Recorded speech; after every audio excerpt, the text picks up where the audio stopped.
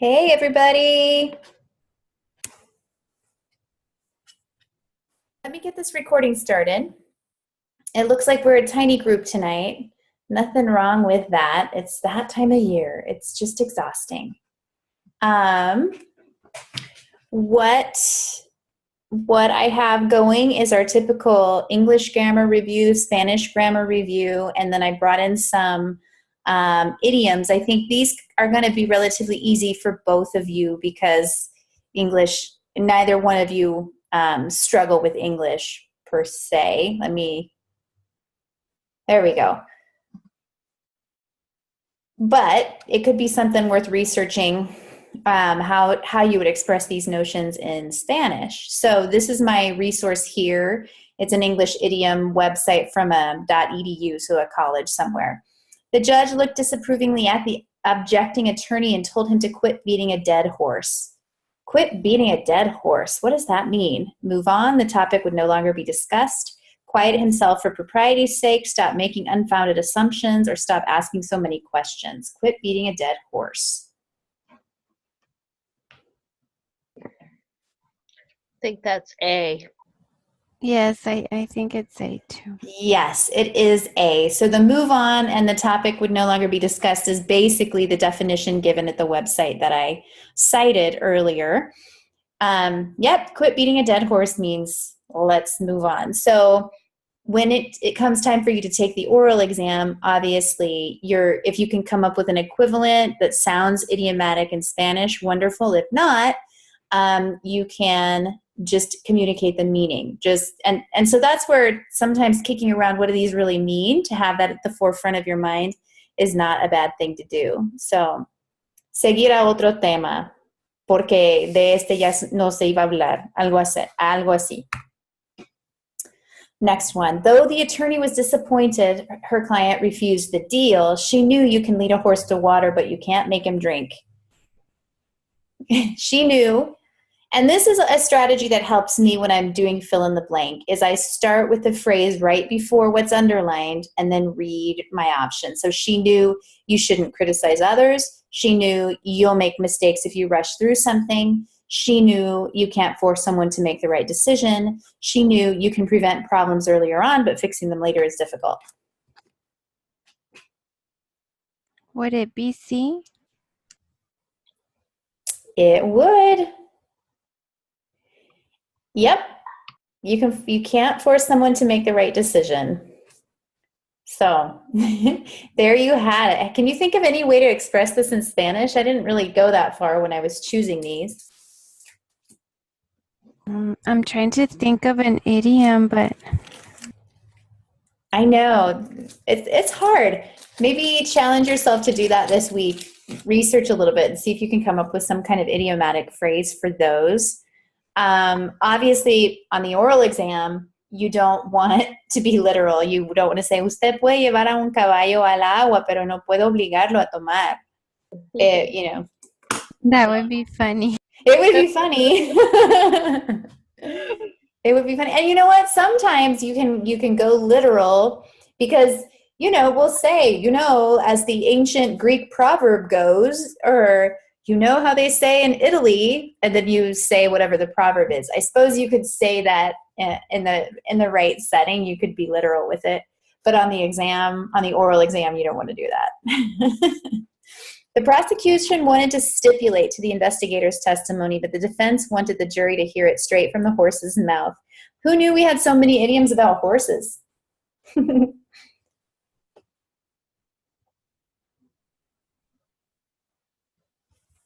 The defense wanted the jury to witness the testimony live, to avoid hearsay by requiring testimony, to hear about something from the person involved, to observe the investigator's speaking style.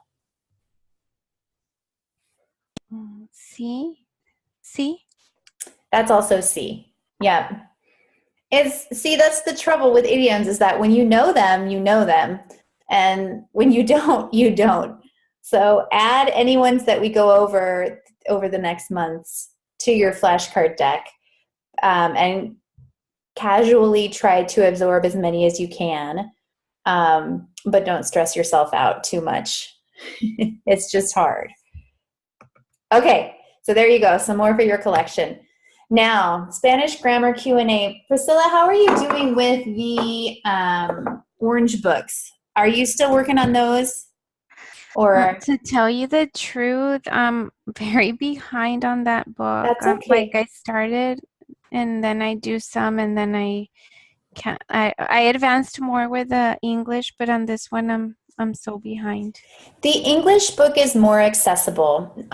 It's just designed in a way that's succinct, and it gets to the broad strokes grammatical issues that we face as English language speakers.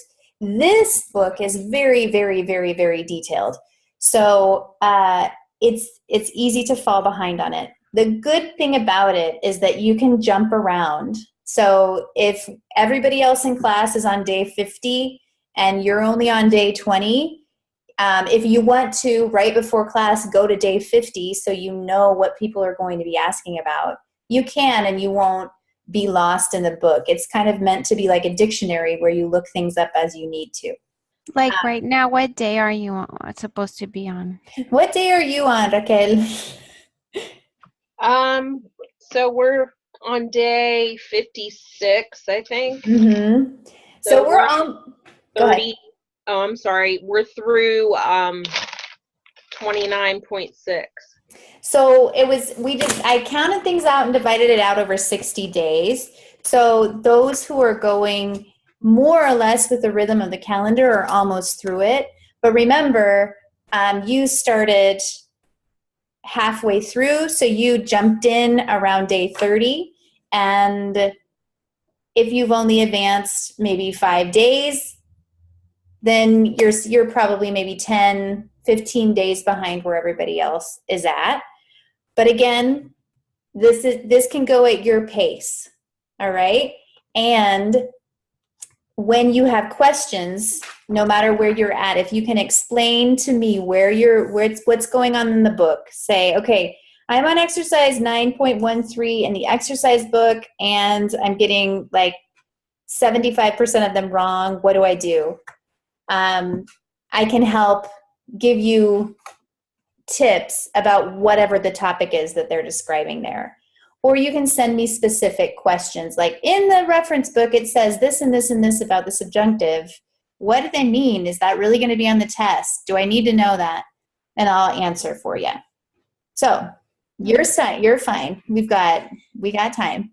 On some of them, I noticed that you can say it several ways. Like there's not a specific way to say it. Like in English, that it's just one way. In Spanish, you can say it different. Sometimes you can say it different ways. Yes, and the other thing that I'm noticing is that anytime your exercise book says level 3, you're wading into murkier territory, meaning that a lot of the explanations you're going to find for why they suggest the answers they do are basically that's because it's what sounds right to native speakers. So if you see level 3 on there and you're getting things wrong,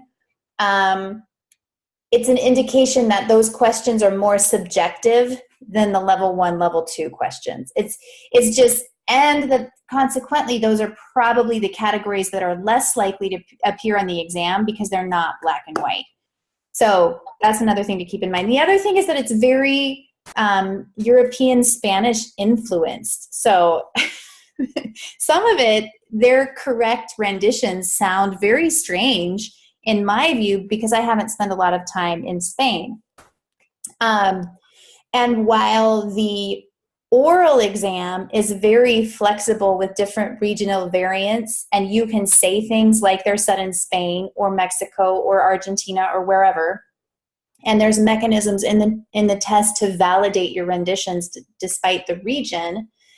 On the written exam, there's just one right answer. That's how multiple choice works. Therefore, certain phrases that might sound wrong in Latin America but are correct in Spain can't be good exam fodder because they're not trying to say no Spaniards can be court interpreters. So they have to eliminate those types of questions.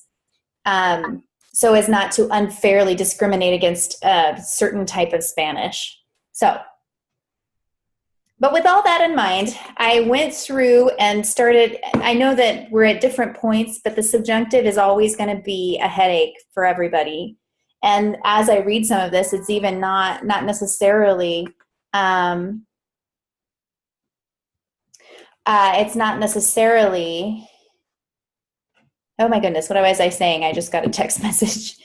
It's not necessarily black and white for native speakers. So, okay. In this part, here, give me 1 second. I've got to alert somebody that we have an arrival. I'll have to edit this out of the video.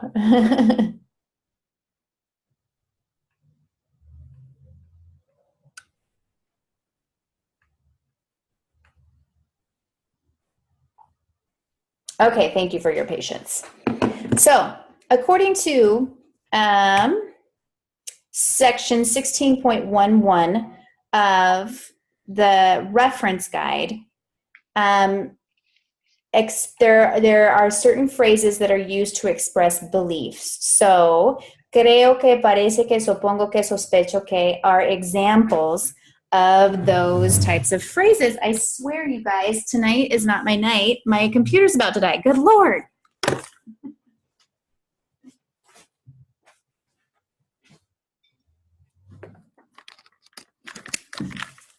Okay, I'm back. There are nuances to these types of words. Your general rule is that an expression of belief plus que will require indicative. Negated expressions of belief plus que require subjunctive, okay? Indicative are the verbs that have a regular conjugation, hablo, hablas, habla, etc. Subjunctive are those that have the opposite verb ending, hable, hables, hable, hablemos, etc. Okay? So, according to the reference guide, examples of these expressions of belief plus que are on the screen. So, creo que ustedes van a pasar este examen. That's an expression of belief in the affirmative. It's simply saying, I believe you are going to pass. No kind of supposition or expression of doubt. That's just, I'm saying what I think. But down here, no creo que ustedes vayan a tener problemas con este examen. No creo que ustedes vayan a tener problemas con este examen. This is the negated expression of belief, and it requires the subjunctive. I don't believe you'll have issues with this test. It requires the subjunctive, vayan, as opposed to van, because you are expressing doubt. Juliana is one of our newest group members, and she grew up speaking Portuguese, learned Spanish, and studied her bachelor's and master's in English, and is working on taking the exam. So I would be interested in hearing if Portuguese functions in a similar way as the Spanish subjunctive, because if so, I'm officially jealous, because this will make more sense to her than it does for those of us who have learned Spanish in school. Okay, here are some exceptions to that rule. So our basic rule is affirmative, indicative, negative, subjunctive. However, with verbs creer, suponer, parecer, and sospechar, you can have the affirmative if you're trying to express an additional amount of hesitance. Okay? If you're trying to convey to your listener that there's more doubt than there is certainty, you can use the affirmative phrase. That's the sí version, not the no version. Affirmative phrase, and add the subjunctive, and more doubt is conveyed. So here are examples for you. Sospecho que sea mentira. Okay, you can say sospecho que es mentira, which emphasizes you're stating your belief. But if you say sospecho que sea mentira, you're emphasizing the fact that you think it might be a lie, but there's some doubt in there for you. It's a very subtle nuance, both versions are correct. What would make one incorrect is if it doesn't correspond with what you are trying to express. All right? Are you following me so far? Yes. Yes. Okay. Whew. Other examples. Parece que esa niña esté en las nubes. It seems as though this little girl might have her head in the clouds, right? But you can also say parece que esa niña está en las nubes, which is a more affirmative, more of an affirmation of what you're seeing. Supongo que ese señor malo tenga sus aspectos buenos. And usted cree que yo quiera hacer trampa. The last one, according to the book, can be those type of constructions are used to express sarcasm in the remark. So if you look at it, you might be tempted to render it as, do you think I want to cheat? But a more precise expression of what's meant here would be to say, do you really think I would want to cheat? It's really something that in English we almost express with our tone of voice or an additional really in there to make it sound more sarcastic. Okay. Wouldn't it be quisiera on that one? ¿Usted cree que yo quisiera hacer trampa? If you're emphasizing in the past tense, yes. And quiera if you're emphasizing something in the present or future. So both are right. Oh, okay. So if you say, ¿usted cree que yo quisiera hacer trampa? Do you really think I would have wanted to cheat or I was trying to cheat? Either way. And ¿usted cree que yo quiera hacer trampa? Do you think I am going to try to cheat or do you think I want to cheat? Really? Is that really what you think? You hear it? Yes, thank you. Mm-hmm. So right now we're discussing this and we are hashing out all the subtleties and the meaning, but really honestly for this type of a fact of life in Spanish, it's really hard to transfer this into a right or wrong multiple choice question. So if I want to talk about it now so that you can look at those exercises and make some sense of them, but you can rest easy knowing that they're not going to put usted cree que yo quiera hacer trampa on the exam and expect you to correct quiera to quiere because this is cree and not no cree, right? And if they do, file that in the back of your head as one to maybe appeal on. Even though we know the appeals process is they'll probably always come back and say, well, that wasn't the one you got wrong. You know, it's just, in my view, understanding how tests are written, this is pretty difficult territory to put into a right or a wrong, unless there's some really obvious context to help make sense of it. Okay? So, exercise 1313 in your exercise book. Raquel, this will be going back into your memory banks a little bit. Okay. They presented a series of verbs like the ones we just reviewed that can have double meanings depending on whether you combine them with indicative or with subjunctive. So your job on the exercise was to try to surmise based on the context what the speaker was, which nuance the speaker was attempting to convey, and then choose the form appropriately. So here we go. Eso supone que salimos, or eso supone que salgamos de la casa a las 6 en punto. Si no, llegaremos tarde. Salgamos. Salgamos. Raquel, how are you feeling about it?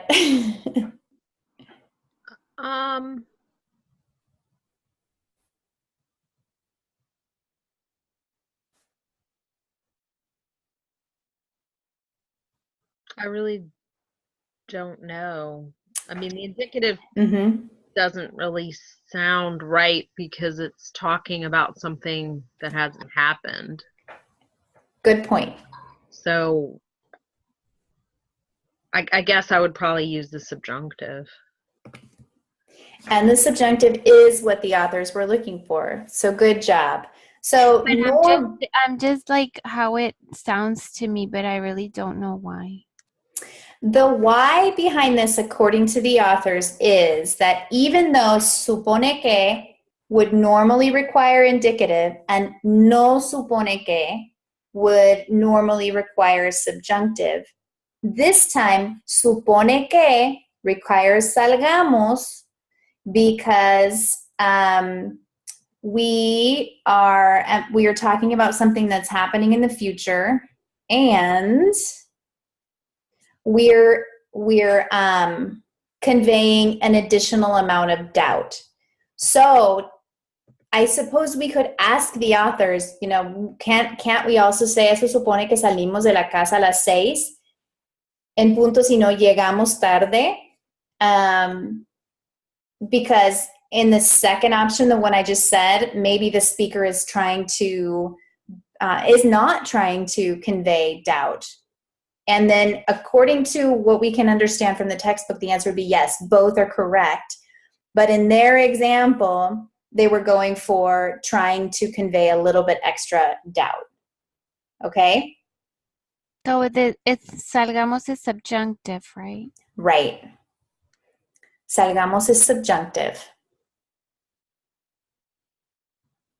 And if you can remember subjunctive connected to subjective, if you can remember what subjective means, which is it's not black and white, it's something a little bit less well-defined, then maybe you can remember how the subjunctive works. It's used to express all of those emotions, clauses about future events, things that you doubt might happen, that kind of stuff.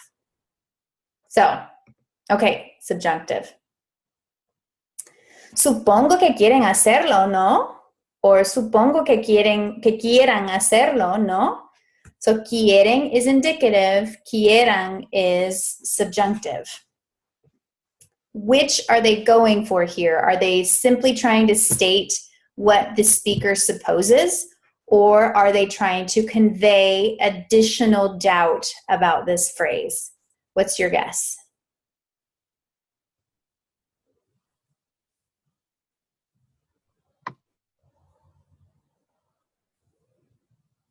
I always get confused with double negatives on the exam. There's like a lot of them, and it throws me when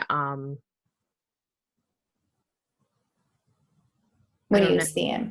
I don't know. Like sometimes I feel like they're flipping the meaning to be negative. Right. I guess you're gonna want to do this, right? Yes. This is to help me. Yes, and that's what this means. So I guess you're going to want to do this, right? Yeah, I think there is. Well, I think there is doubt because of the well, no, doubt's not the right word. Sounds like they kind of know what the answer is, so shouldn't it be the indicative then? Yes. Okay, so that's what the authors were going for. Okay. This one's the indicative. Right. Okay. Indicative. This one was the subjunctive because it was talking about a future event,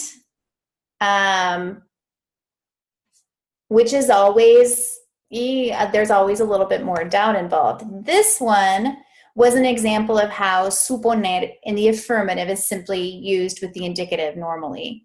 However, what's tricky about this is that in spoken Spanish or on the exam, you could argue that both are correct, just depending on what you're trying to say.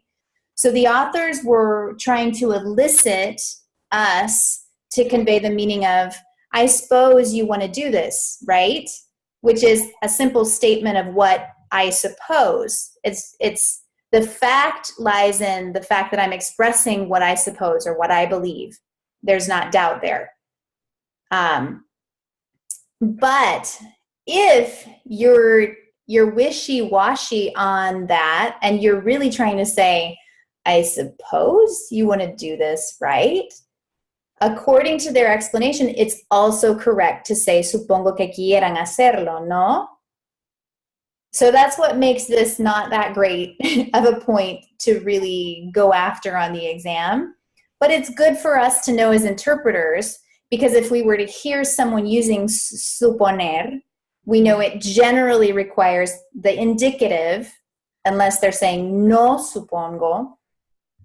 If they use suponer and the indicative, then we know it's a sure thing. I suppose you want to do this, right? But if we hear that subjunctive creep in, then we know they're expressing extra doubt, and our English needs to sound more like, I suppose you want to do that, right?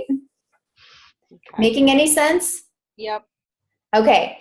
It's a really, really, really fine nuance. So what I advise you guys do with this, and what I'm going to do with this, is just listen. Listen to the native speakers in your life who have never heard about how the grammar works. Listen to the ones you can find on the radio. Listen to the ones you can find on YouTube, and see how they're using it. See if these textbook authors are picking up on something that really does happen. Okay? Parecer. Parecer was another one of those verbs. Here, I'm going to, sorry, I hope this doesn't make you guys dizzy when I when I go back and forth. Parecer, generally, without the no in front of it, is indicative unless you're expressing extra doubt. So here's an example of a parecer question. ¿Te parece que les regalamos el coche a los chicos? ¿O te parece que les regalemos el coche a los chicos? Regalemos. Regalemos, which is the subjunctive. And yes, you are right. Because it's in the future, right? Yes, because it's in the future. And because they're also, this was another little clause in that explanation. Evidently, it's common in Spain to say te parece que, to express what do you think of? What do you think of that? In Latin America, I think it'd be more common to say, ¿Qué te parece que les regalemos el coche a los chicos? What do you think about us giving the kids the car? But in Spain, you can say, ¿Te parece que les regalemos el coche a los chicos? Okay? Good call. All right. Parece que vivan felices y contentos, pero andan bastante escasos de dinero.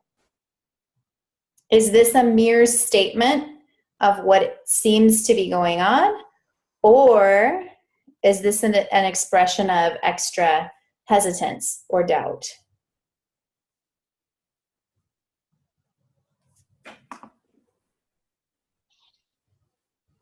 Present.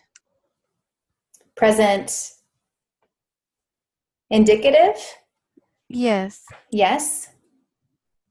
Parece que viven felices y contentos, pero andan bastante escasos de dinero. I think it's subjunctive because it kind of sounds like the speaker can't really imagine that being the case. Yes. I think so too. I was thrown by the second clause.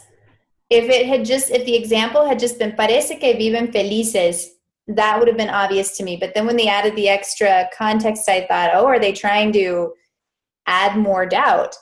But evidently they weren't. They were just trying to state the facts. Okay, these folks don't have a whole lot of money, but they seem to live happily.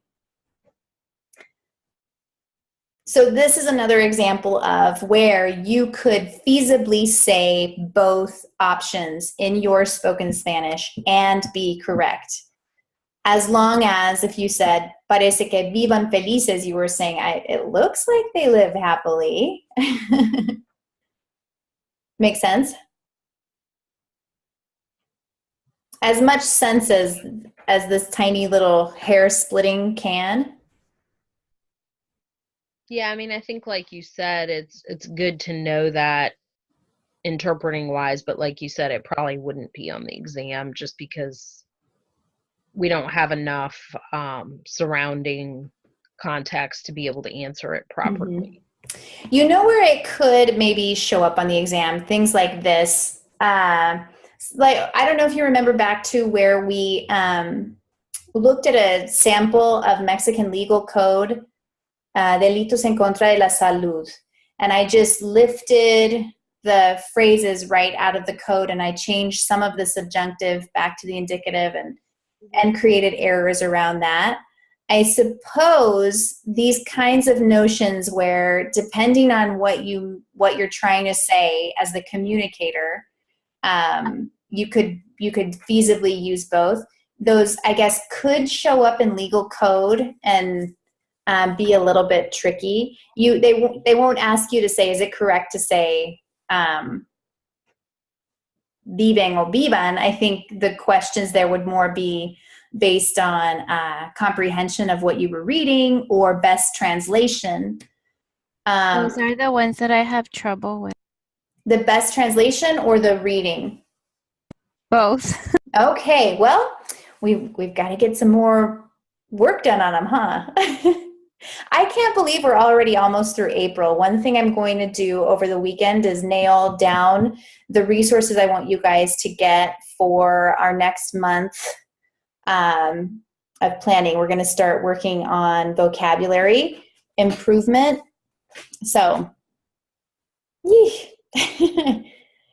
we're moving on. Okay, now in the same vein, I can't remember what it was, 16.11.2, they talked about nuances around comprendo que, entiendo que, explico que, acepto que. Okay, so the ones prior to this were creo que, etc., parece que, supongo que, blah, blah, blah. Now we're with comprendo, entiendo, explico, acepto. The explanation is similar, meaning that usually in general terms, when you're teaching beginning level Spanish students with these phrases, you're going to tell them to use the indicative if it's a positive statement, an affirmative statement. You're going to tell them to use the subjunctive if it's a negative statement. If it's a no comprendo, no entiendo, no explico, no acepto, that's going to elicit the subjunctive. So here are some basic examples. Entiendo que tiene que haber un componente escrito del examen federal. O no entiendo que vaya a haber problemas con la administración del examen. The first one is simply stating, I know there has to be a written component of the exam. The second one is saying, I haven't understood, I haven't heard, it's not my current understanding that there are going to be any issues with the administration of the exam. That's the nuance that's we'll generally see in Spanish. However, the exceptions are if we're using comprender, entender, and aceptar to express the idea of to sympathize with. Okay? Examples. Yo comprendo que el examen federal sea muy estresante. If I said, yo comprendo que el examen federal es muy estresante, it would be like saying, my understanding is that the federal exam is very stressful. But if I say, yo comprendo que el examen federal sea muy estresante, I'm saying, I get it that the federal exam is super stressful. I'm with you. My heart feels for you. All right? That's the nuance there. Acepto que no quieras leer mis cuentos favoritos en español. I accept that you don't want to read my favorite stories in Spanish. I get it. Fine. No hard feelings, right? But acepto que no quieres leer mis cuentos favoritos en español. You can also say that. It's, however, just simply a statement of fact of what you're accepting. You're not trying to convey the idea that you're sympathizing or understanding that form of thinking.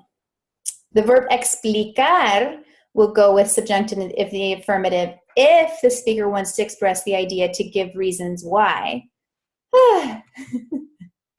So, eso explica que no haya dormido en 3 noches. That explains why he hasn't slept in 3 nights, or he hasn't slept in 3 nights. That explains it, right?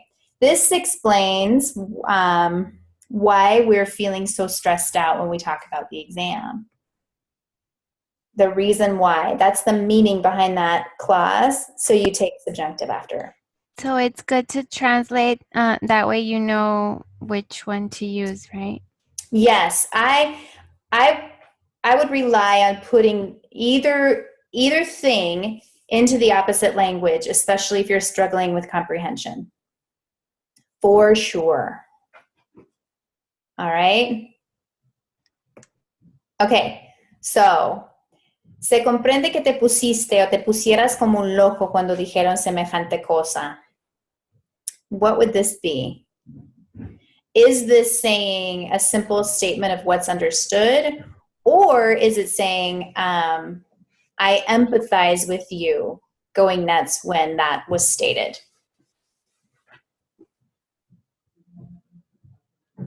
I think it's the empathy one. So Which it should be subjunctive. Exactly. And that's what they were trying to elicit with this exercise. So I'm with you. I get it. I understand why you freaked out. That's what they wanted you to say. And to say that accurately in Spanish would require the subjunctive. Here's another one. No he comprendido ni una palabra de lo que dijo el conferenciante, or de lo que dijera el conferenciante. This is a simple statement of what you didn't understand, or is it an explanation of sympathy or feeling?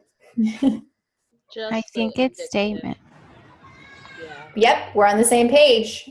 Yep, dijo. No he comprendido ni una palabra de lo que dijo el conferenciante. Okay? I'll show you this one, and then I'm going to move on into some English so we have a chance to talk about some English before we run out of time. Okay, but then explain. The rule was that if it's a simple explanation in the affirmative, it's indicative. But if you're saying, oh, that's the reason why, then you would add the subjunctive. So, explicó que quería venir sin falta. Explicó que quisiera venir sin falta. Quería. Yeah, me too. You ladies are getting this. Which means you're pretty fancy with your Spanish. Yes. He explained why he wanted to come for sure, or he explained that he wanted to come for sure. Not, that explains why he wanted to come for sure. That's the slight difference. Eso explica que quiera venir. Is this one a simple statement of an explanation, or is this one that's the reason why? I think it's the subjunctive. Me too. You got it. So this is expressing the nuance of that's why he wants to come, as opposed to he explained he wanted to come. Punto y fin. Okay, high five for you ladies on that. If you are, again, just use it as food for thought. But we're on a limited amount of time, so I wouldn't recommend obsessing over it. Listen to how the people that speak Spanish fluently in your life use this stuff. And then if it's really something that perturbs you, come back to this PowerPoint and turn these little slides. Oh, Lord. The examples and the rules explanations, turn those into flashcards to keep that rule fresh, if you're so inclined. Okay. Let's move on to some English explanation, and then we'll be done for the week. I can't believe it. Okay. This all comes from that resource for English that I discovered when I was looking through that quiz that we looked at last week.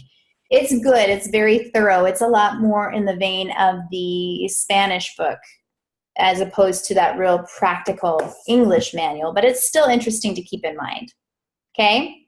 Okay, so let's imagine these as our grammar questions. Though many cases come through this courtroom, few are able to be considered true cases of mistaken identity. Should are able to be substituted with must be, can be, should be, no change.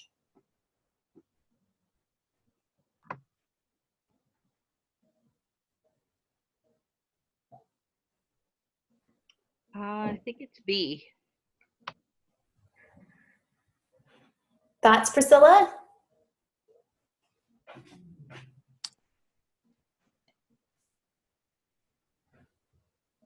I'm thinking B or D, but yes, maybe B too. According to the author, B would be the best response. Are able to be is something you'll hear in English, but a better construction would be to make it a more active construction. So can be is a better fit to sound like better expressed English. Okay. This one's a little bit obscure, but I actually did hear a judge use this word in the courtroom, so I thought I'd throw it in. Okay. Upon observing the defendant's slowness to answer, the judge ridiculed him for being incipient. Is it incipient as is, which would be D, no change? Is it incipient, incident, incitant? What's your guess on this? A? Yeah, I think it's A.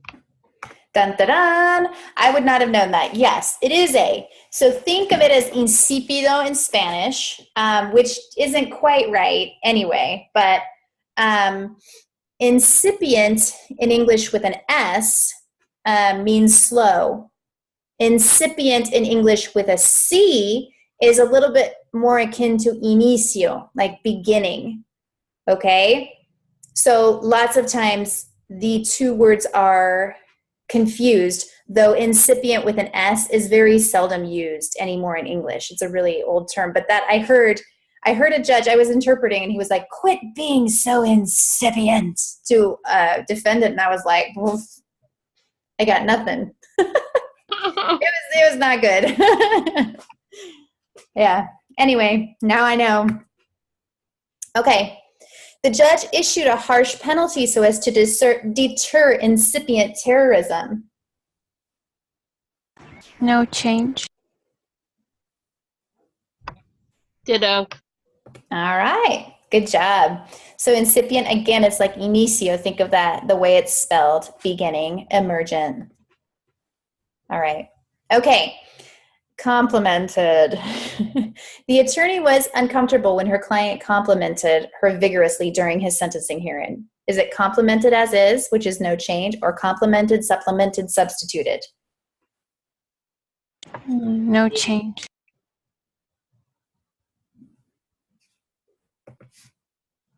Good job. Compliment with the little I is like to say nice things about. Okay? Good job. The Contract Appeals Board has never had a full supplement of 5 administrative judges. Complement, appointment, no change. B. Yes, B. Look at you ladies go. Yes, it is compliments. Compliments can mean something that completes another thing, but in the noun form like this, it can also mean like a set. So the Contract Appeals Board, which this I took directly from Mr. Gardner's English grammar book, but the Contract Appeals Board has never had a full complement of 5 administrative judges. Complement with an E is like set. Okay. Attorneys from the city's most prestigious firms often enjoy complimentary access to the region's best conferences, and complimentary here should be underlined. Sorry about that. A, B, C, D. D?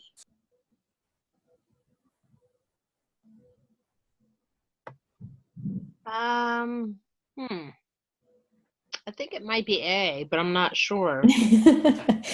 According to Mr. Gardner, this is the one, this is the form that really does confuse people more than compliment. Compliment with the I can mean like nice remarks, but complimentary can mean free access. So I guess, I don't know, we can kind of link the two in our brains that way. The other thing to remember is that complementary with the E would mean complete. So you might hear the article and the complementary reports, or the book and the complementary newspaper articles. That type of complementary would be the E, because you're trying to express that those reports are additional and they help complete the main item. Okay? Whereas if you're trying to express that somebody enters free of charge, you use the I. To me, this is something that I struggle to keep it straight in my head. So I started remembering that compliment with an I is a little bit like piropo. Now, there's a little bit of a difference because piropo is a flirtatious compliment. It's more than just a, oh, you look nice today, right? But it helps me remember that compliment, piropo, they both have I's. And then I guess I could take it to the next level and say, if somebody's giving me piropos, they might give me complimentary food or drinks or whatever, right? So kind of link all those concepts together to keep them straight.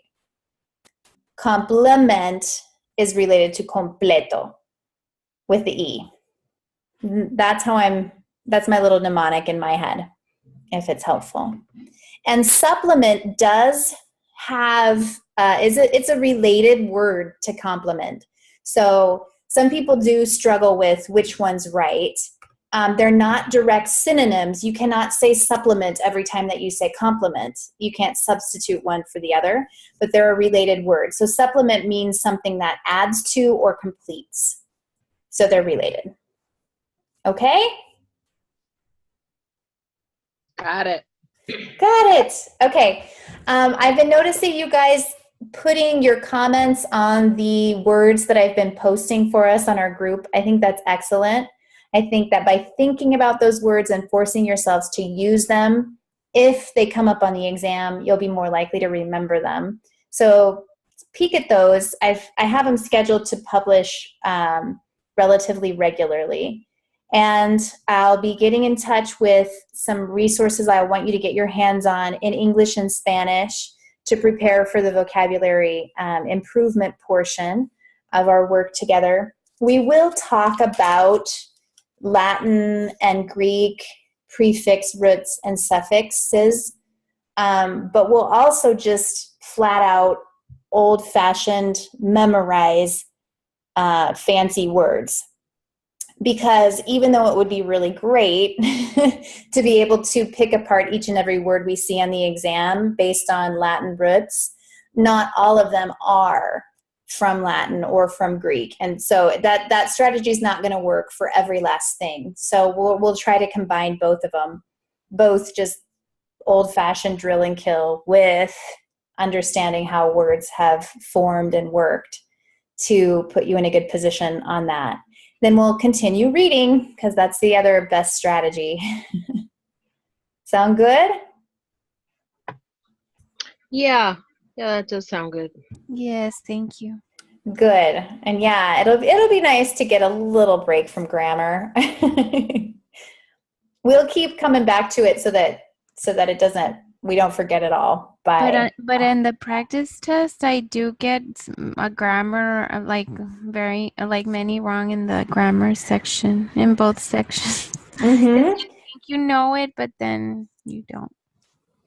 One other thing that we're going to do, and your feedback for me is good on this, knowing when you want to do it, but I do want to just have some sessions where we just sit and we talk about the 3 practice exams that are available and say, this is the answer, this is why this is the answer, this is the question, this is what they're trying to get at.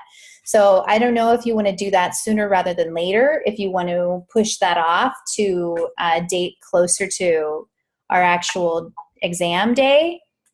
But we will do that. I think it's very instructive to really get the why figured out. Yeah, sounds good. Okay. Well, we'll think about when the timing is best on that. Okay. All right, girls.